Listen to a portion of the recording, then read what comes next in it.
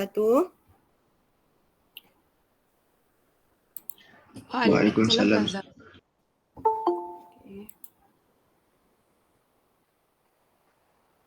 Okay, baru 20 orang masuk. Yang lain ni tidur lena ke? Cuaca sejuk pagi ni.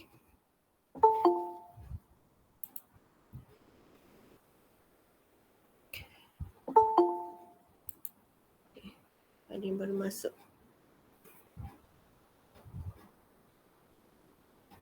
Okeylah, kita mula kelas kita.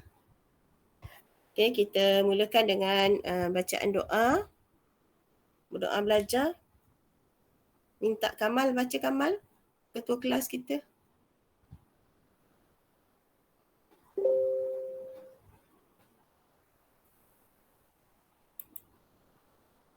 Kamal. Ya, Ustazah. Baca doa. A'udzubillahi minasyaitonirrajim. Apa, Ustazah? Tadi tak dengar ke? Ustazah minta bacakan. Tak, tadi saya ambil buku teks. Okay. A'udzubillahi minasyaitonirrajim. Bismillahirrahmanirrahim. Alhamdulillahi rabbil alamin wassalatu wassalamu ala asyrafil anbiya'i wal mursalin wa ala alihi wa sahbihi ajma'in. Allahumma aftah alaina hikmataka wa anshur alaina min khazaini rahmatika ya arhamar rahimin. Rabbi shrah li sadri wa yassir li amri wahlul 'uqdatam min lisani yafqahu qawli. Wa sallallahu ala sayyidina Muhammad wa ala alihi wa sahbihi wa sallam. Walhamdulillahi rabbil alamin. Amin. Okay, terima kasih Kamal. Baiklah, minggu lepas pula hari Senin kita belajar tajuk wasiat kan. Okay, wasiat. Ingat lagi tak maksud wasiat tu apa? Apa maksud wasiat? Sebelum kita pergi tajuk baru hari ni, sambungan dia faraid. Wasiat apa? Kan Ustazah bagi tahu hari tu kena ingat 3 poin. Iaitu ikrar. Ikrar apa?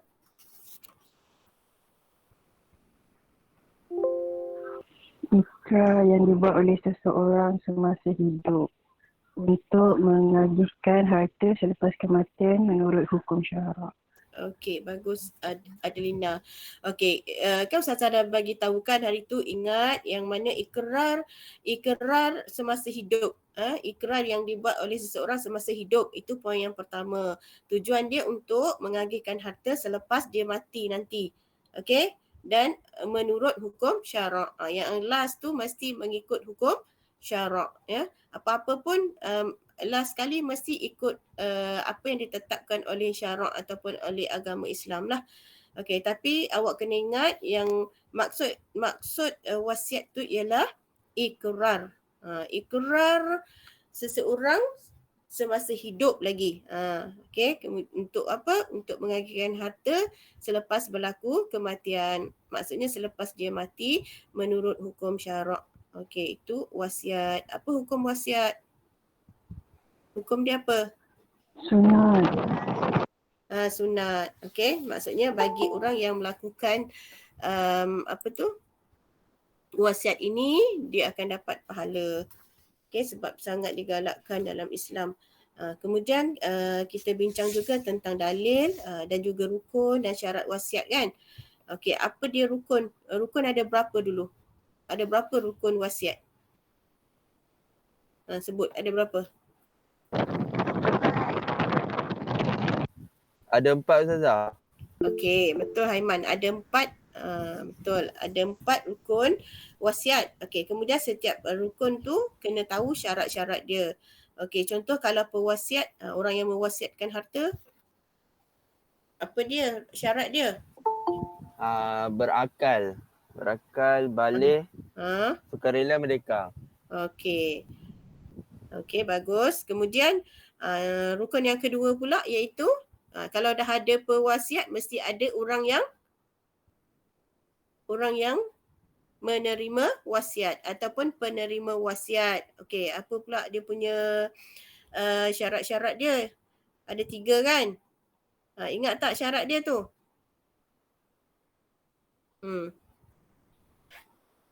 penerima ke Itu penerima. Sebut satu je syarat dia, tengok. Ingat tak? Masih hidup? Okey, maksudnya masih hidup. Kan, orang yang menerima wasiat tu masih hidup. Dah kalau dia meninggal, mana boleh kita wasiatkan harta untuk dia. Kan? Okey, itu salah satulah syarat dia. Sebenarnya ada 3. Okey, kemudian rukun yang ketiga, apa dia? Dah ada penerima, dah ada pewasiat. Yang ketiga mesti ada harta yang diwasiatkan. okey, betul. Dan yang keempat, rukun yang keempat ialah Sirah. Sirah, iaitu lafaz ijab dan kabul. Okey. Kemudian kita bincang juga baru ni tentang pembahagian harta. Pembahagian wasiat. Apa pembahagian dia, berapa?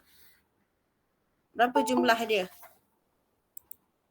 Mesti tidak melebihi berapa? 1/3. Tidak melebihi 1/3 daripada harta. Okey, kemudian kita bincang juga tentang hikmah kan? Hikmah pensyariatan wasiat.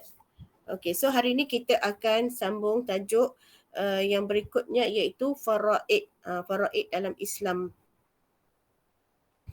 Apa maksud faraid? Kita tengok dulu. Okey, tapi sebelum tu ni tajuk kandungan unit yang kedua faraid dalam Islam. Okey, hari ni kita akan bila di akhir pelajaran nanti kamu mesti dapat mengetahui ataupun menyatakan maksud, hukum dan dalil faraid dengan betul. Okey, itu yang pertama, objektif yang pertama. Objektif yang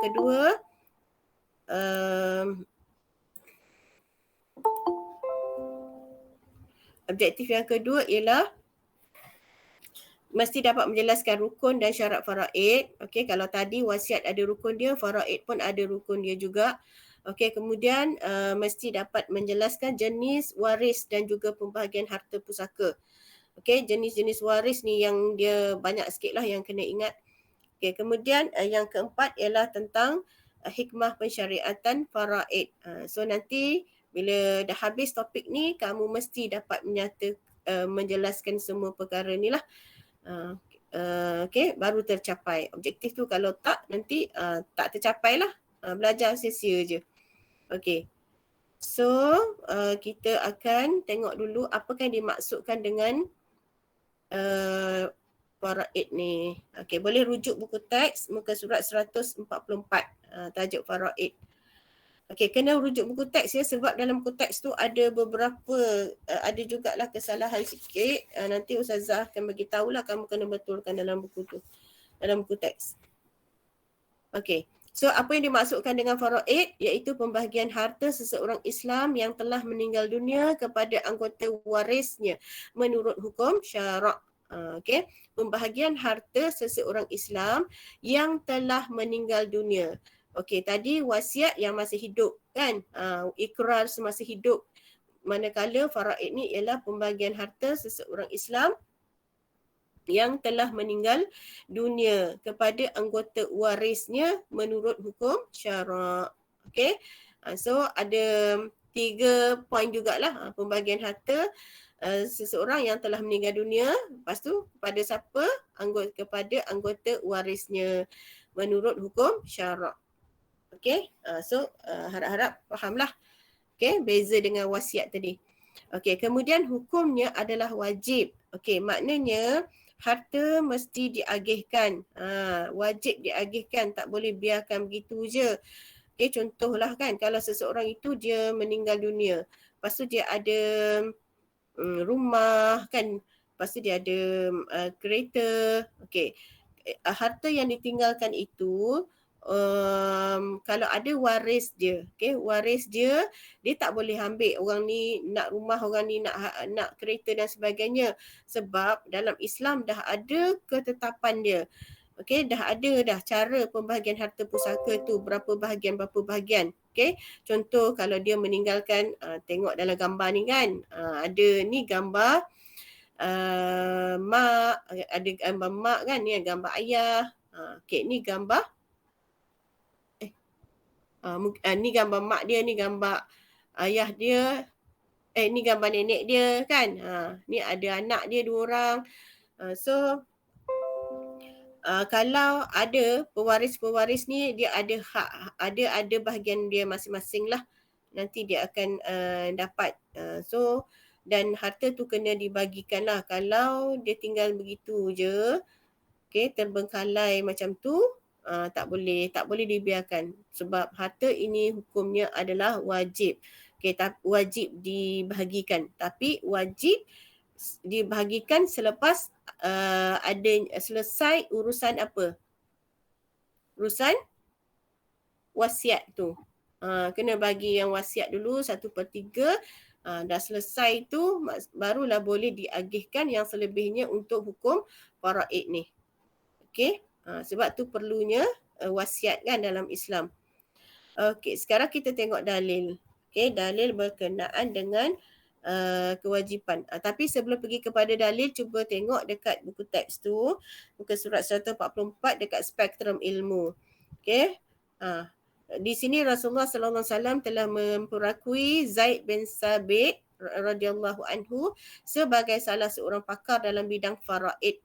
Orang yang pakar dalam bidang faraid zaman Rasulullah sallallahu alaihi wasallam ialah siapa? Zaid bin Sabit. Sebagaimana hadis daripada Anas bin Malik radhiyallahu anhu meriwayatkan bahawa Rasulullah sallallahu alaihi wasallam bersabda,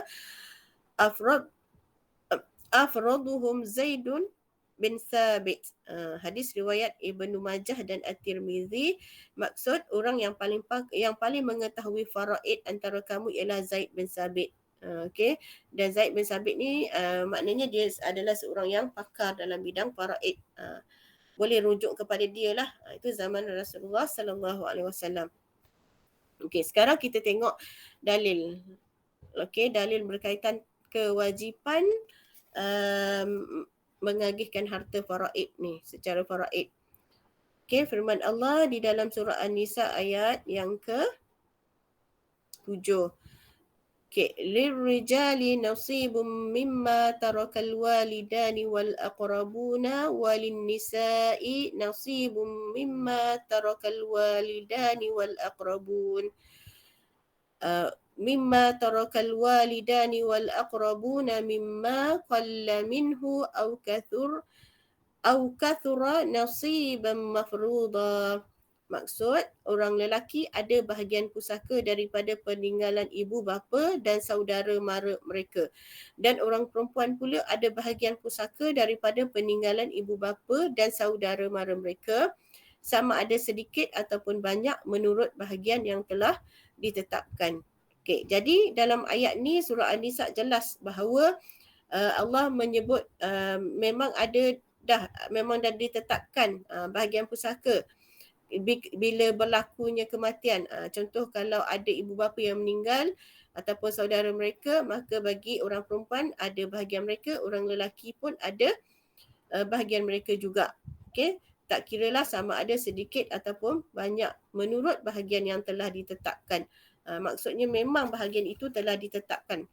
Sama ada 1/2, 1/4 ataupun 1/6 ataupun 1/8 daripada bahagian harta pusaka itulah. Jadi jelas menunjukkan bahawa wajib kita menguruskan faraid ni lah. Maksudnya menguruskan harta faraid ni selepas berlaku kematian. Okey, seterusnya kalau kamu tengok kat sini ada satu je lah dalam slide ni, tapi dalam buku teks ada 2 tu dalil dia. Okey, dalil yang kedua daripada hadis boleh rujuk muka surat 145. Abdullah bin Abbas radhiyallahu anhu meriwayatkan bahawa Rasulullah sallallahu alaihi wasallam bersabda, "Al-hiqul faraidha bi ahliha fama baqiya fahuwa li aula rajulin dzakarin." Okey, maksud hadis, serahkanlah bahagian-bahagian pusaka yang ditetapkan itu kepada para pemiliknya. Apa-apa jua yang masih berbaki, maka serahkanlah bahagian itu kepada waris lelaki yang terdekat. Okey, maknanya Rasulullah macam memberi arahan, memerintahkan serahkanlah bahagian-bahagian pusaka yang ditetapkan itu kepada para pemiliknya. Maksudnya memang dah ada dah orang-orang yang layak menerima harta pusaka tu, bila berlaku kematian kena serahkan, wajib serahkan harta kepada orang yang layak tersebutlah, waris yang ditinggalkan tu. Okey, kalau ada masih berbaki, maka serahkanlah bahagian itu kepada waris lelaki yang terdekat. Yang ini kita namakan dia sebagai asabah. Okey, nanti kita tengok apa dia asabah sekejap lagi. Okey. Setakat ni faham tak? Tentang dalil dan maksud saja. Ustazah, Okey. Nora nak masuk Ustazah. Siapa? Dia nak Nora. masuk. Okey. Lah tak perasan. Tak ada bunyi. Ada lagi ke?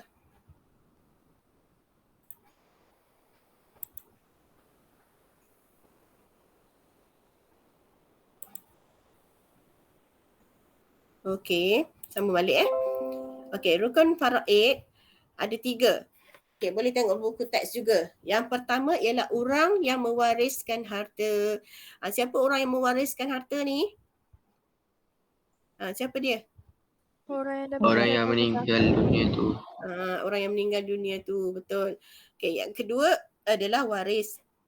Waris ialah orang yang menerima lah. Okey, kemudian yang ketiga ialah harta pusaka. Okey, harta. Okey, di antara bukan di antara, maksudnya setiap rukun akan ada syarat-syarat dia lah, macam wasiat semalam tu yang kita belajar hari Senin tu. Okey, apa dia syarat-syarat dia? Okey, tengok yang pertama. Syarat sah faraid. Yang pertama, bagi orang yang mewariskan harta. Okey, iaitu yang pertama iaitu ada satu je, iaitu kematiannya telah disahkan. Sekiranya kematian belum disahkan, pembahagian harta tidak dibenarkan. Okey, maksudnya kat sini kadang-kadang orang tu masih lagi dalam ICU ke ataupun masih nazak ke, belum lagi disahkan dia meninggal dunia, dah sibuk nak bagikan harta kan. Jadi masa tu kalau bahagikan harta tidak sah lah.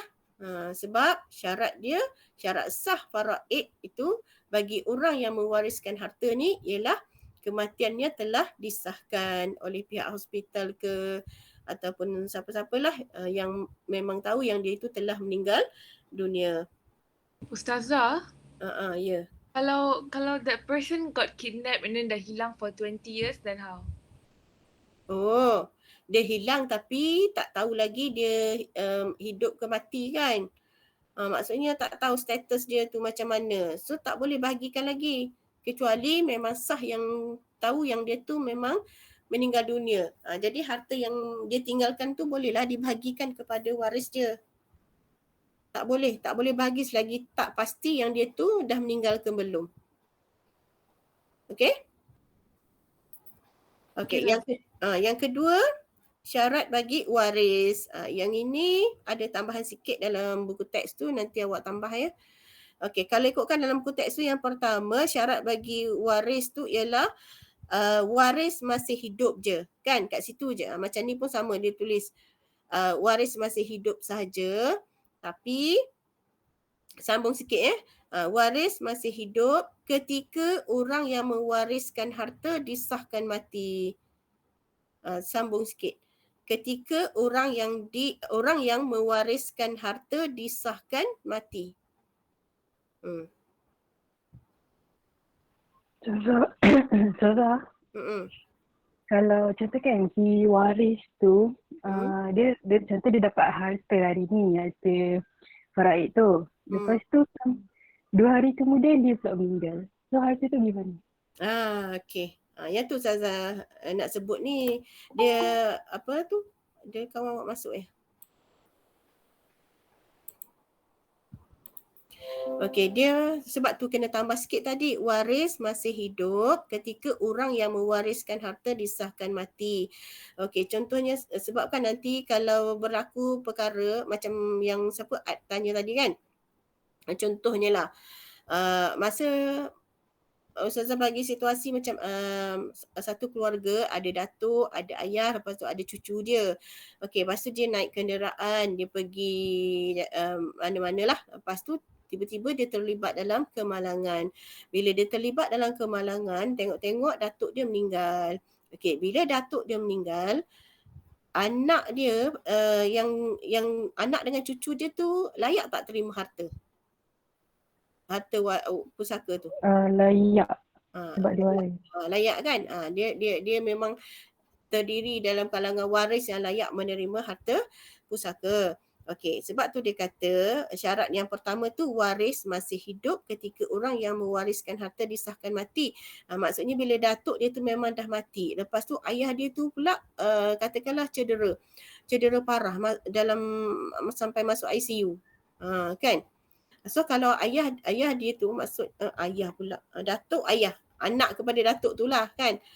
So anak tu sepatutnya dapat terima harta pusaka. So kalau datuk dia dah meninggal dunia tu, bolehlah diuruskan harta pusaka tu. Nama ayah dia termasuk tak dalam senarai? Masuk tak dalam senarai? Saya rasa termasuk. Termasuk sebab masa tu dia masih hidup kan? Dia masih hidup. Tapi tiba-tiba dalam beberapa hari dia meninggal. Okey, bila dia meninggal, harta yang dia dapat tu macam mana? Akan beralih pula dekat anak dia. Waris yang lain. Dia akan jadi harta pusaka dia lah pula. Bagi dekat waris yang lain. Untuk anak dia ke, ibu dia ke. Okey? Itu yang pertama. Okey, faham Ustazah. Syarat yang kedua, mengetahui status hubungan dengan si mati. Maksudnya dia tahu status hubungan dengan si mati tu. Dia tu siapa?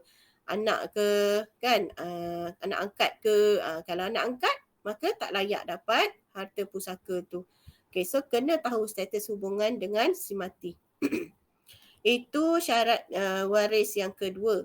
Okay, bagi rukun yang ketiga iaitu harta pusaka, syarat dia ialah harta yang dimiliki oleh si mati, sekiranya harta pusaka tidak dimiliki oleh si mati, pembahagiannya tidak sah. Okey, maknanya kalau nak bagikan harta pusaka ni, mesti pastikan yang harta itu adalah milik si mati sepenuhnya. Memang hak dia, memang milik dia. Bukannya harta yang dia sewa ke, bukan harta yang dia pinjam ke, kan, ataupun harta orang yang suruh dia jaga ke, tak boleh. Okay, pastikan harta tu memang harta dia, baru boleh jadi harta pusaka yang perlu diagihkan. Kalau tak, memang tak boleh. Itu syarat bagi harta pusaka.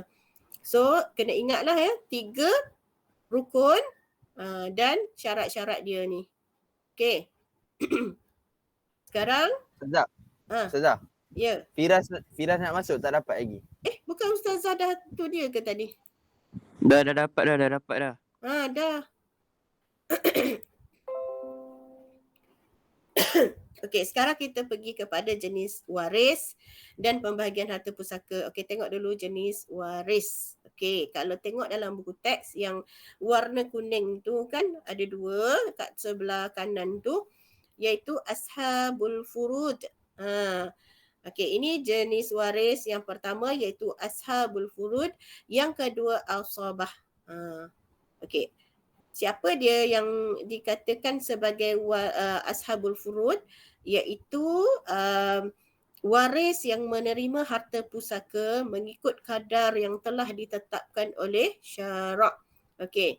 Maksudnya memang kadar yang dia ni memang layak lah. Ashabul furud ni maksudnya orang yang layak menerima harta pusaka yang ditetapkan oleh Islam. Dan kadar dia pun telah ditetapkan oleh syarak ataupun oleh Islam, iaitu kadar 1/2, 1/4, 1/6 dan 1/8 daripada bahagian harta. Okey, nanti kita tengoklah siapa dia yang 1/2, 1/4 tu. Okey, kemudian yang kedua ialah jenis waris asabah. Siapa dia asabah? Iaitu waris yang menerima baki. Gariskan baki tu. Waris yang menerima baki harta pusaka selepas dibahagikan kepada ashabul furud. Okey, maknanya selepas dibahagikan harta kepada yang layak tadi tu, okey, contoh kalau satu tu dapat 1/4, kemudian yang seorang tu dapat 1/6. Lepas tak ada dah lagi waris yang ashabul furud ni yang terima harta. So ada balance kan. Daripada balance tu lah nanti dia akan jadi asabah. Maksudnya dia akan beri kepada waris yang yang layak lah, yang menerima baki harta pusaka selepas dibahagikan kepada ashabul furud. Maksudnya yang asabah ni dia tak tersenarai dalam ashabul furud, tetapi dia boleh terima sebagai asabah sahaja. So kalau nak ingat, senang ingat ni, kata point dia baki. Okey, waris yang menerima baki harta pusaka selepas dibahagikan kepada ashabul furud. Itu dinamakan sebagai asabah. Okey. Boleh? Boleh tak? Faham tak? Okey, boleh Ustazah. Okey, Ustazah. Kalau nak tengok pembahagian harta pusaka tu, cara dia boleh scan lah QR code tu. Dia tulis apa tu? Kalkulator pengiraan faraid. Cara-cara pengiraan lah. Lebih dia akan tunjukkan dekat situ. Okey. So sekarang ni kita tengok pula dekat spektrum ilmu yang warna hijau tu dalam buku teks. Okey, jenis asabah. Okey, jenis asabah. Asabah ni yang tadi yang terima baki daripada yang lebihan daripada ashabul furud tadi. Okey, contoh yang jenis yang pertama, bukan contoh, jenis yang pertama dinamakan sebagai asabah bin nafsih. Asabah bin nafsih maksudnya asabah dengan dirinya sendiri. Okey, siapa dia? Anggota waris yang terdiri daripada kaum lelaki, iaitu bapa, datuk, anak lelaki, cucu lelaki dari anak lelaki, saudara lelaki kandung, saudara lelaki sebapa, bapa saudara kandung, bapa saudara sebapa, anak lelaki bapa saudara kandung, anak lelaki bapa saudara sebapa. Ini senarai asabah bin nafsih. Okey? Maksudnya dia tak layak terima contoh harta pusaka tadi kan.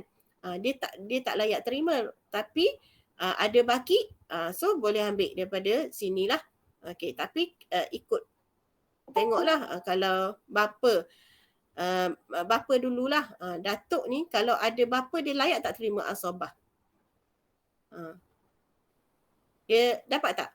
Dia tak akan dapat asabah sebab terhalang ada bapa. So bapa dapat dulu. Kalau bapa tak ada, datuk ada yang ni bawah-bawah ni juga ada. Okey, anak lelaki dia layak tak terima asabah? Tak layak sebab ada datuk. Dia terhalang dengan datuk. So itu susunan dia. Okey? Boleh tak? Ikut susunan Ustazah. Ya? Ustazah, contoh kan datuk tu dia macam dia duduk jauh. Dia tak duduk dengan satu family yang tu. Macam kalau harta tu tak boleh sampaikan ke datuk, tak boleh bagi lah anak lelaki. Tak boleh sebab orang tu masih ada. Kena bagi dia juga dekat dia. Sebab tu kalau bab-bab harta pusaka ni kan yang duduk jauh pun dia kena balik tau. Sebab masa tu dia nak bahagi. Supaya semua orang dengar betul-betul kelayakan tu. Kalau tak nanti jadi bergaduh tau. Kan? Kalau yang pasal harta pusaka ni pun kalau kita tengah bekerja pun minta kebenaran majikan nak ambil cuti, nak balik kampus sebab nak uruskan harta pusaka, diberi, dia akan diluluskan lah, dia tak akan halang.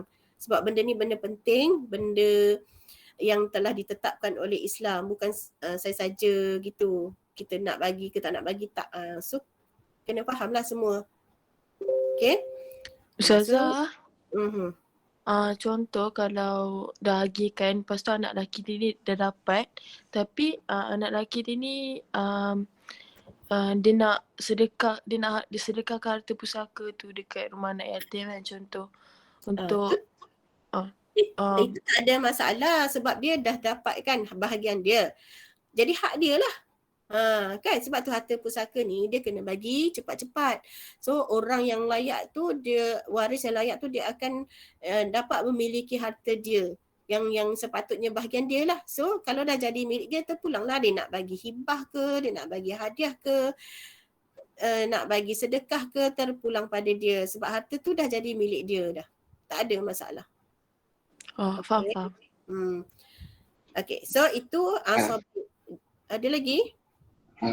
Azri nak masuk sudah. Oh ya ke?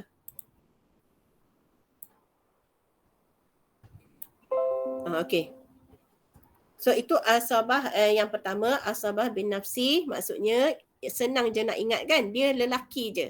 Dia berdiri dia asabah dengan diri dia sendiri. Okay, so lelaki tu asabah bin nafsi. Yang kedua asabah bil ghair, iaitu waris perempuan dengan sebab adanya anggota waris lelaki. Contoh anak perempuan dengan anak lelaki. Contoh awak lah adik-beradik. Awak ada adik-beradik perempuan, ada adik-beradik lelaki. So dia akan jadi asabah bil ghair. Maksudnya dengan sebab waris perempuan dengan sebab adanya anggota waris lelaki. Okey, yang kedua cucu perempuan dengan cucu lelaki, saudara kandung perempuan dengan saudara kandung lelaki, saudara perempuan sebapa dengan saudara lelaki sebapa. Okey, tu asabah bil ghair. Okey, kemudian yang ketiga asabah ma'al ghair. Tadi bil ghair, sekarang ma'al ghair. Macam tajwid kan, bi gunnah dengan ma'al gunnah kan. Okey, yang ini waris perempuan dengan sebab adanya anggota waris perempuan yang lain. Iaitu contohnya saudara perempuan kandung.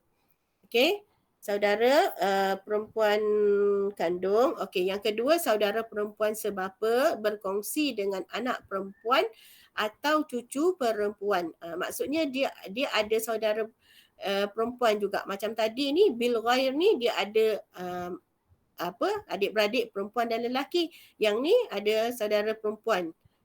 Maksudnya dia dua beradik perempuan. Contoh macam tu. Kemudian saudara perempuan sebapa berkongsi dengan anak perempuan. Yang ni sebapa lah. Yang sebapa ni, yang ni adik-beradik memang seibu sebapa. Yang nombor satu ni. Yang kedua ni dia sebapa je. Masih dipanggil adik kandung. Adik-beradik kandung kan sebab sebapa. Lepas tu berkongsi dengan anak perempuan. Okey. Atau cucu perempuan. Ada pula cucu perempuan. Okey. Dia ada lagi anak perempuan dia, lepas tu ada pula cucu perempuan. So kena tengok asabah tu. Dia perkiraan dia macam tu lah. Kena tengok. Itu sebab Ustazah kata faraid ni dia rumit sikit. Orang yang betul-betul belajar, memang pakar, dia memang fokus dalam bidang ni, dia boleh terangkan dengan detail lah tentang cara pengiraan dia. Okey. Siapa yang minat boleh ambil bidang ni. Okey. So, sekarang kita pergi kepada pembahagian harta pusaka lah. Yang ini muka surat berapa? Muka surat 148. Okey. Tengok pembahagian harta pusaka yang pertama bagi bapa. Okey. Kalau bapa ni maksudnya orang yang akan terima harta tu, waris. Waris yang akan terima harta. So kalau bapa nak terima, siapa yang meninggal ni? Siapa yang meninggal? Harta tu daripada siapa? Atuk. Atuk? Bapa kepada dia ayah. Dia ayah. Dia nak terima harta daripada siapa yang meninggal? Tulislah dekat buku teks tu. Siapa yang meninggal ni? Ayah dia. Anak dia. Anak dia lah, anak lelaki contohnya kan. Anak lelaki dia mati ataupun meninggal. So, bapa dia tu layak terima 1/6. Sekiranya mempunyai anak lelaki. Maksudnya Siapa yang punya anak lelaki tu? Anak dia yang meninggal tadi tu ada anak lelaki. So, bapa dia ni terima juga, tapi bapa dia hanya boleh terima 1/6 daripada harta. Sebab anak lelaki dia pun akan dapat juga nanti. Faham tak? Anak lelaki ni, bagi anak bapa dia yang meninggal ni. So, anak lelaki ni cucu kepada bapa ni lah. Dia cucu lah kan? Boleh? Boleh faham? Okey, dia layak terima 1/6. Ayah dia bila anak dia meninggal dia dapat 1/6 sebab ada anak lelaki. Sebab anak dia yang meninggal tu ada meninggalkan anak lelaki. Okey. Tapi dia layak juga terima asobah. Okey, tadi kan kategori asobah bapa ada kan? So bapa dia layak terima asobah sekiranya tiada anak. Sekiranya ni memang rumit sikit. Sekiranya anak dia yang meninggal tadi tu tak ada anak. So bapa dia ni ayah dia layak terima asobah juga. Tapi kalau ada anak, kalau ada anak dia tak dapat asobah, dia hanya dapat 1/6 saja. Faham tak? Faham Ustazah. Faham. So dia akan dapat 1/6 dan asobah sekiranya mempunyai anak perempuan sahaja. Maksudnya yang anak dia yang meninggal tadi tu tak tinggalkan anak lelaki, dia tinggalkan anak perempuan sahaja. So bapa dia ni dapat dua-dua. 1/6 dan juga asobah. Boleh? Dia dapat harta pusaka 1/6, kemudian dia dapat baki daripada harta pusaka, dapat juga asobah dia. Adalah perkiraan dia berapa-berapa pula asobah ni. Okey, boleh ya? Ustazah, Ya. kalau ada lelaki dengan perempuan anak dia? Kalau ada anak lelaki dan perempuan. Okey, tadi dia kata sekiranya mempunyai anak perempuan saja, anak lelaki dan perempuan. So tak dapatlah bapa dia. Faham tak? Faham. Tak dapat. Dia tak dapat sebab anak perempuan akan dapat, anak lelaki pun akan dapat daripada peninggalan arwah ayah dia kan. So bapa kepada anak yang meninggal tadi tu tak dapat lah. Okey. Okey Ustazah. Dia memang pening sikit lah. Tak nak cakap memang dia kena study betul-betul benda ni. Memang kena tengok buku Faraid tu. Kena beli dan kena study baru boleh ni. Okey, kemudian ibu. Ibu dia layak berapa? Okey, ibu maknanya siapa meninggal? Anak dia jugalah kan, anak kepada ibu tu yang meninggal. Tadi kes bapa dia yang terima pusaka ni untuk ibu pula. Ibu dia akan dapat 1/3 sekiranya tiada anak atau terdapat hanya seorang saudara lelaki atau perempuan. Faham tak? Faham tak yang ni? Maksudnya ibu ni dia akan terima harta 1/3 daripada anak dia yang meninggal dunia tu sekiranya anak tu tak ada anak ataupun dia hanya terdapat seorang saudara lelaki atau seorang perempuan. Maksudnya dia ada adik-beradik pula. Anak yang meninggal tu ada pula adik-beradik dia lelaki atau perempuan. Okay, so mak dia dapat 1/3. Dan dia akan dapat 1/6 sekiranya ada anak atau terdapat lebih daripada satu orang. Lebih daripada seorang, bukan dua orang. Okay, yang awak tukar je dalam buku teks tu, sekiranya mempunyai anak atau terdapat lebih daripada satu orang saudara lelaki. Yang dua ni dalam buku teks tu, potong tulis satu orang saudara lelaki atau perempuan. So dia akan dapat 1/6. Lagi sikit lah kan. Okey, kemudian 1/3 daripada baki sekiranya hanya mempunyai ibu, ayah, suami atau isteri. Faham tak? Faham tak yang ni? Pening sikit lah Ustazah. Confused Ustazah. Memang pening. Memang pening. Bukan sikit Kan ni. mula-mula Pening banyak Ustazah ni. kita bila tengok sekali kita faham lah. Tapi bila ada orang tanya je kita akan jadi pening. Dia memang macam tu. Ustazah, isteri tu rujuk pada siapa? Yang isteri tu. Isteri, Dia ke? Bukan kan? maksud awak isteri mana ni Kak? Yang tu bawah Tu sekali yang tu. nombor Oh, tiga tu. okey. Ayah Nombor sama tiga. isteri. Oh, okey.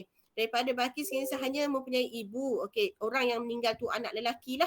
Dia meninggal, dia ada ibu, dia ada ayah. Lepas tu dia ada isteri. Kalau isteri dia, anak perempuan ibu ni yang meninggal, dia tinggalkan ibu dia tinggalkan ayah, dia tinggalkan suami. Faham tak? Yang meninggal kat sini sama ada suami atau isteri. Kemudian dia tinggalkan ibu, dia tinggalkan bapa dia ni. Oh, Faham maksud tak? dia antara anak lelaki dengan perempuan lah meninggal. Ya. Okey. Okey, itu untuk ibu Okey, kemudian suami. Okey, suami ni maknanya siapa yang meninggal? Isteri. Isteri dia meninggal. Okey, suami dia akan dapat 1/2 sekiranya tak ada anak. Yang ni senang sikit nak ingat. Kan? Kalau isteri dia meninggal, lepas tu tak ada anak, suami akan dapat banyak. Separuh daripada harta, 1/2. Tapi kalau dia ada anak, dia hanya dapat 1/4. Okey. Kemudian untuk isteri pula, kalau kalau suami dia meninggal lah. Okey, isteri hanya dapat 1/4 sekiranya tak ada anak. Okey. Tapi kalau ada anak, dia dapat lagi sikit, iaitu 1/8 daripada harta peninggalan suami. Sebab apa nampak sikit? Sebab nanti harta tu dia akan pergi ke mana? Pergi ke ni bapak dia tadi tu dapat 1/6 ni, mak dia dapat 1/3. Boleh? Jadi nak ingat untuk ni dia ada ibu, bapa, ada suami, ada isteri, ada anak lelaki, anak perempuan. Pembahagian harta dia kat situ. Okey. Kemudian anak lelaki pula, anak lelaki. Anak lelaki ni dia akan dapat harta daripada siapa? Contoh? Ayah dia. Ibu dia, ayah dia meninggal ke, ibu ke yang meninggal dunia. Okey, tapi kena tengok jugalah walaupun dia tengok kat sini seluruh harta sekiranya tiada anak perempuan. Maksudnya dia dapat, dia ada anak lelaki saja, dia tak ada anak perempuan kan. Jadi dia akan dapat seluruh harta lah. Okey, lepas tu dia akan dapat juga asabah bin nafsi. Asabah bin nafsi. Iaitu yang tadilah asabah bin nafsi tu. Baki daripada tu dia dapat jugalah asabah. Okay, sebab dia kira macam anak tunggal kan. Anak tunggal lelaki. Okey. Kemudian anak perempuan pula. Anak perempuan macam mana? Mak ayah dia meninggal jugalah. Okey, dia akan dapat separuh sekiranya anak tunggal perempuan. Okey. Kalau yang lelaki tadi dia dapat seluruh harta, tapi anak perempuan dia dapat separuh. Okey, kemudian 2/3 sekiranya terdapat 2 atau lebih anak perempuan. Maksudnya adik-beradik dia ada lagi, sekiranya terdapat 2 atau lebih anak perempuan. Maksudnya yang mak dia tu ada lagi anak yang lain, perempuan yang lain. So dia akan dapat 2/3. Anak perempuan tu akan dapat 2/3 daripada harta. Okey, kemudian dia akan dapat asabah bil ghair. Bil ghair tadi tu dengan anak lelaki kan. Sekiranya mempunyai anak lelaki, dia ada asabah dengan lelaki. Contoh dia ada juga adik-beradik lelaki, so dia dapatlah asabah bil ghair ni. Okey, boleh? Ada yang nak tanya ke? Saya tahu kamu mesti Yang ni faham. Yang ni apa tu, dia kamu kena faham, kena study slow-slow, nanti bolehlah faham insya-Allah. Okey.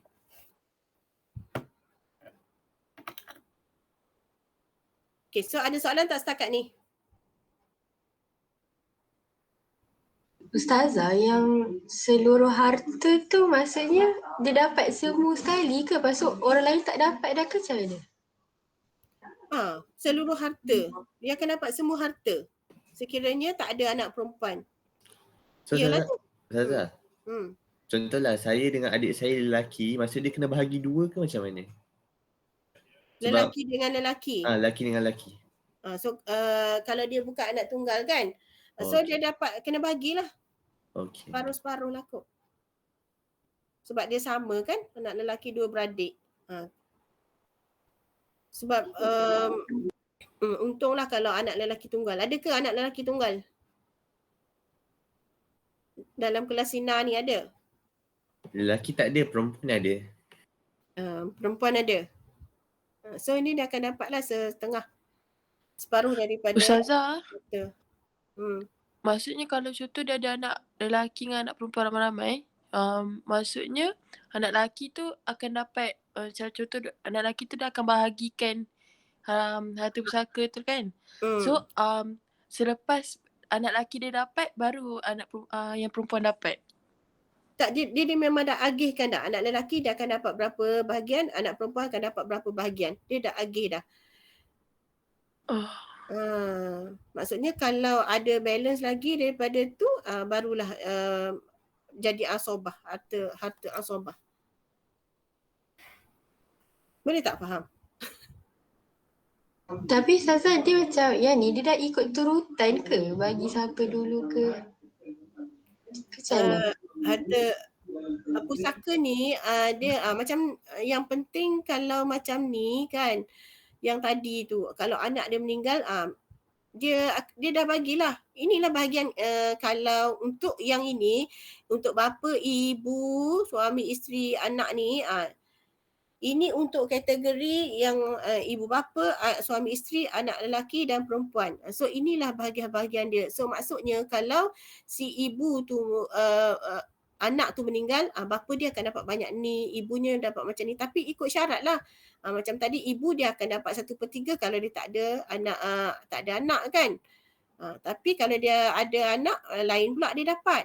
So suami dia ada juga bahagian dia, 1/2 dia suami. Yang ni kalau isteri meninggal, dia memang tak tahulah Ustazah cakap, dia memang dah tetapkan macam ni. So semua orang dia lebih layak kepada orang yang terdekat dengan dia, macam tu kan. Macam kalau suami suami meninggal kan, isteri dia berhak, lepas tu ayah dia dapat tak? Ayah dia dapat juga tadi kan. Mak dia pun dapat juga, lepas tu anak dia pun dapat juga, macam tu. Boleh faham tak? Boleh Ustazah. Dia dah tetap dah bahagian-bahagian dia tu. Okey? Kalau tak ada soalan, kita pergi kepada hikmah lah, hikmah pensyariatan faraid. Kenapa ada faraid dalam Islam ni disyariatkan pembahagian harta pusaka dalam Islam? Sebabnya yang pertama untuk mengelakkan berlakunya pertelingkahan dalam pembahagian harta yang menjejaskan kebahagiaan dalam keluarga. Salah ni, bahagian ni kebahagiaan dalam keluarga. So memanglah kan kalau tak ada pembahagian harta pusaka ni, rasanya memang bergaduh, berebut kan harta tu masing-masing. Macam tak puas hati, orang ni dapat banyak, orang ni dapat sikit. Tapi bila dah ada hukum yang memang dah ditetapkan dalam Islam, kita tak boleh nak pertikaikan. Kena terima dengan redha lah. Okey. Yang kedua, untuk menjamin kelangsungan hidup waris selepas kematian orang yang mewarisi harta. Okey, yang ni untuk betul lah untuk menjamin kelangsungan hidup waris, iaitu untuk meneruskan kehidupan.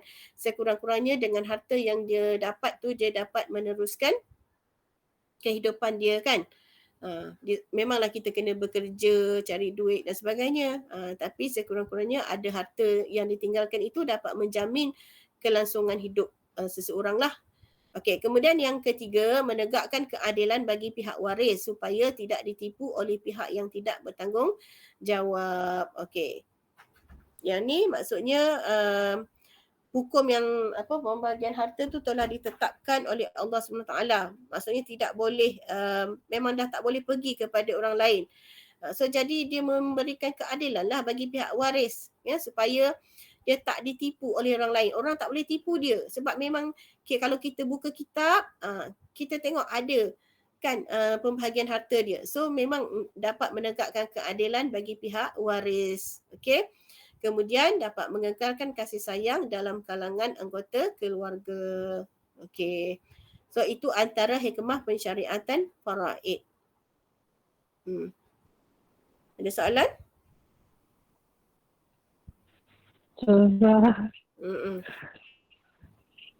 Kalau yang meninggal tu tak ada harta macam mana? Kalau memang tak ada pembahagian lah. Tak adalah. Kalau tak ada harta, tak adalah pembahagian tu. Ini bagi orang yang berharta.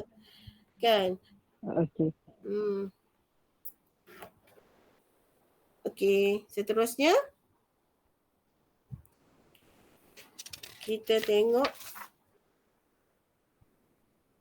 Okey, tadi. Okey. Tengoklah latihan.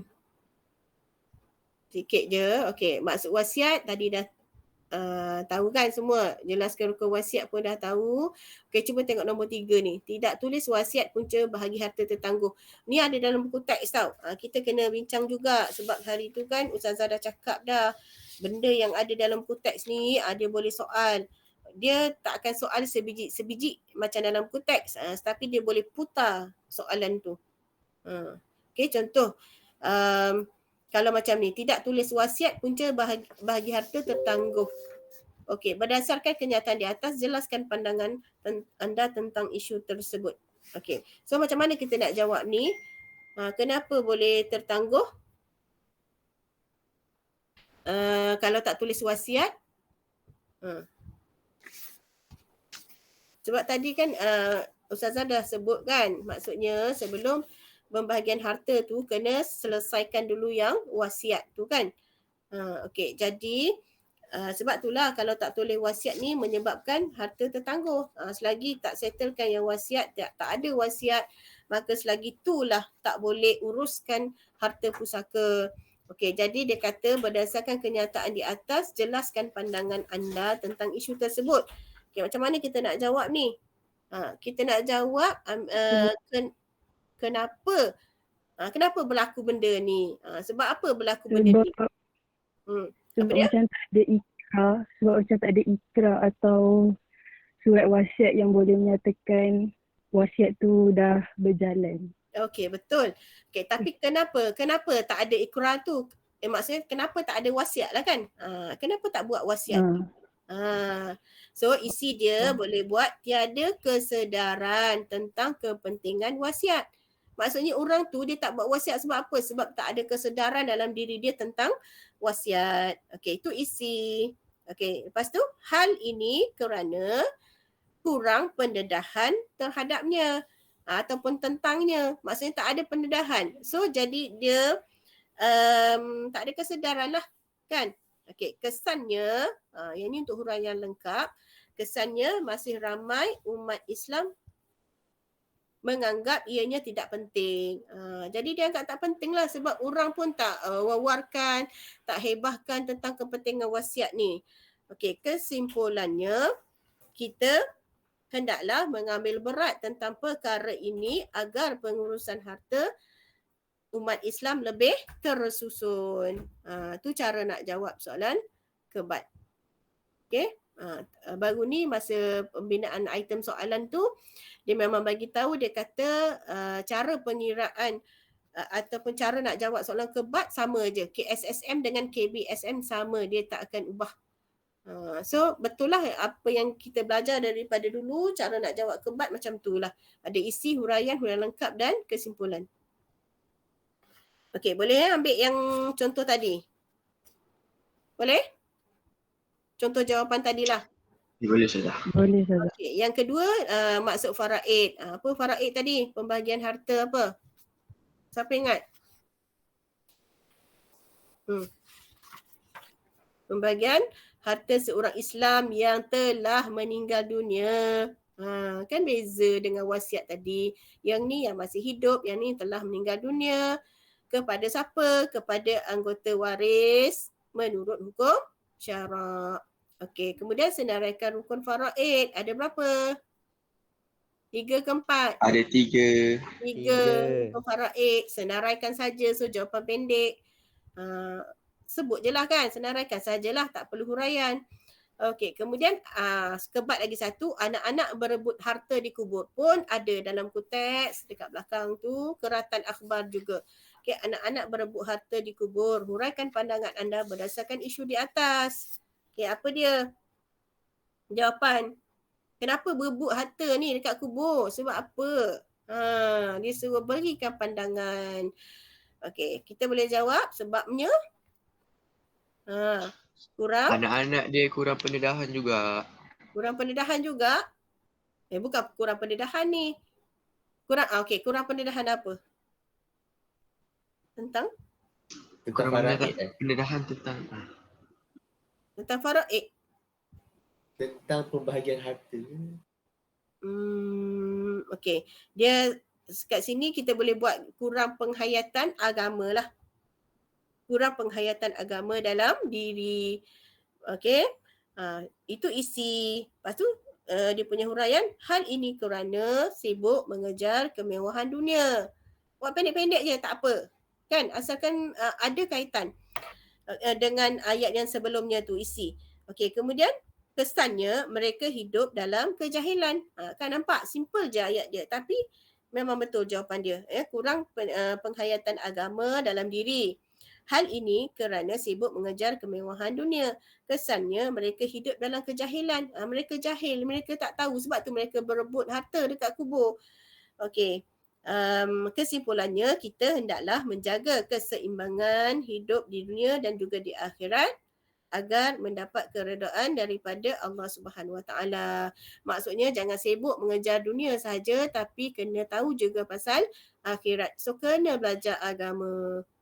Okay, supaya kita tidak menjadi macam ni lah, berebut harta dekat kubur. Pasal kan padahal dalam Islam dah tetapkan dah pembahagian harta pusaka tu itu ikut bahagian masing-masing, tak boleh berdengki dan sebagainya. Okey, tadi kenapa nak tanya sikit, kenapa anak lelaki ni dia dapat lebih daripada anak perempuan? Anak lelaki ketua keluarga. Okey, betul. Sebab lelaki kan. Ambil konsep li zakari mithlu hazzil unsayain, iaitu contoh kalau lelaki tadi dia macam ketua keluarga, dia ada tanggungjawab yang lebih besar lah daripada perempuan, iaitu anak tanggung, anak isteri dia dan sebagainya kan. Contoh kalau asobah kan, harta, contoh ayah dia ada tinggalkan 30,000 dalam bank. Okay, dia ada anak perempuan dan lelaki. So anak lelaki seorang, dia ada 2 orang lah, ada 2 beradik, seorang lelaki seorang perempuan. So anak lelaki akan dapat berapa? 2/3 kan. Dia akan dapat 30,000. Daripada 30,000 tu dalam akaun, anak lelaki akan dapat 20,000, anak perempuan dapat 10,000. Itu memang dah ditetapkan dalam Islam. So tak boleh gaduh dan sebagainya. Sebab lelaki ni dia punya tanggungjawab tu lebih besar. Okey. Boleh? Boleh faham? Okey, boleh Ustazah. Okey, so Ustazah, untuk lebih faham, awak study diam-diam, tengok semula pembahagian harta tu, insya-Allah. Okey, nanti Ustazah akan carilah soalan-soalan yang mungkin akan berkaitan. Okey, cuba awak tengok dekat kajian kes tu kan, dekat spektrum ilmu tu. Muka surat 149, sikit je lagi. Okey, seorang isteri meninggal dunia dan mempunyai suami. Dia ada bapa dia juga, dia ada ibu, dia ada seorang anak perempuan. So dia ada anak perempuan, dia tak ada anak lelaki. Okey, so jawapan dia apa? Suami akan dapat berapa? 1/4. Okey, si isteri dia meninggal, suami akan dapat 1/4, bapa akan dapat 1/6 sekali dengan asobah. Sebab apa? Sebab tak ada anak lelaki kan. Kemudian ibu dia akan dapat 1/6. Sebabnya anak-anak dia tu ada anak. Anaknya tu ada anak. Ada anak apa? Ada anak lah, anak perempuan. Okey. Perempuan. Seorang anak perempuan dia akan dapat 1/2. Macam tu pembahagian dia. Boleh tak awak study sendiri tengok macam mana? Okey. Okey. Boleh Ustazah, slow-slow. Okey. So sekarang ni waktu rehat kan? Okey, tak apa, lebih sikit masa. Okey, itu sahajalah untuk tajuk ni. So bersedia untuk tajuk minggu depan. Nanti Ustazah bagi tahu. Kalau Ustazah rasa nak minta Puan Mai cerak ke apa, Ustazah bagi tahu semula lah dekat kelas awak. Okey, itu sahaja. Kalau tak ada soalan kita tutup kita sudahi dengan tasbih kafarah dan surah wal asr.